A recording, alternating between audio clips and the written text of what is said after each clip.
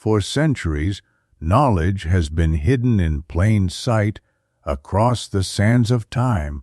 Whispers of lost civilizations, cryptic symbols, and forbidden histories have been erased or concealed. What if the truth was never lost, but hidden? Welcome to Eye of Ancient Mysteries, where the past speaks and the future listens.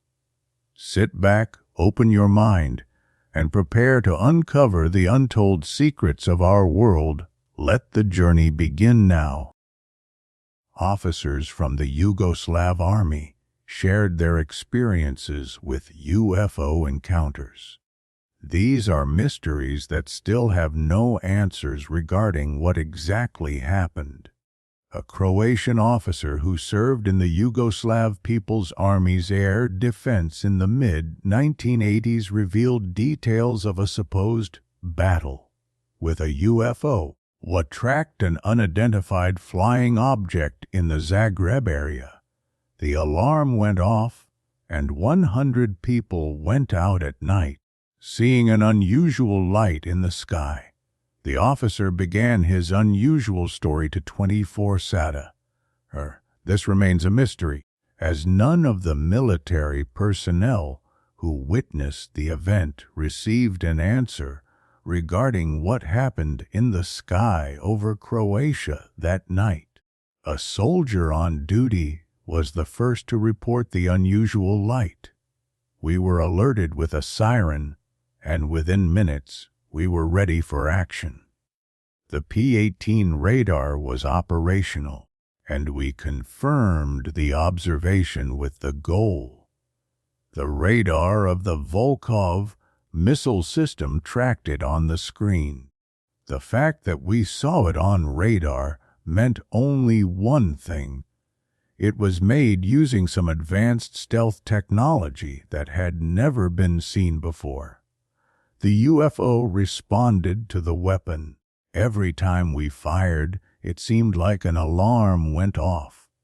It lasted 15-20 minutes. People outside watched this light. I don't know what it was, but it certainly exceeded the capabilities of today's technology, the officer said, comparing the UFO's abilities to today's American F-35 fighter jet, only much faster. At one point, the UFO simply disappeared into the vastness of the sky. We documented everything, every moment of the combat maneuver. But the next day, so-called security arrived at the barracks and literally tore up the materials and left. The witness continued.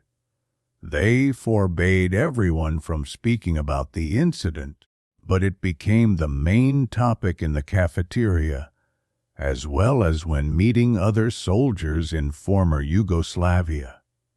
They failed. People went to a cafe near the barracks, and after 2 shots of rakicha, everyone knew the story. The officer recalled. 60-meter balloon. Another similar encounter occurred a few years later, but this time during the day. It turned out to be an Italian spy balloon traveling very slowly. We clearly saw it, laughed, and followed it. It may have looked small, but it was 60 meters long. The army took out a MiG from Bahat, and only when we got close to it could we see how small our planes were. The soldier recalled the second signal. After flying over Croatia, the balloon entered the airspace and crossed the entire country. It was brought down over Serbia. You can imagine how much time it took for the authorities to make such a decision. The witness concluded. UFO sightings over Dubrovnik. Pilot Milan Maček had nearly the same experience with a UFO. In the 1970s, while stationed in Podgorica, he was the first space pilot to encounter a UFO in the air. As he recounts to Vid List, This happened on a warm and clear evening in 1974 over Montenegro and Southern Croatia, when Maček was on a regular mission to monitor this area of airspace in the Hawk training aircraft. A spherical UFO that remained in his sight for nearly 15 minutes at 4,000 meters in the air never allowed him to get close enough to shoot at it or send a missile. I was tasked with bringing it down if it wasn't identified or if I couldn't make contact. I had a machine gun and a missile as weapons, Maček said in 2012. The second pilot, Zvonko Jurevit, who was in another aircraft, was a witness to the entire event. As soon as I saw the glowing object, I called him and told him what I had seen.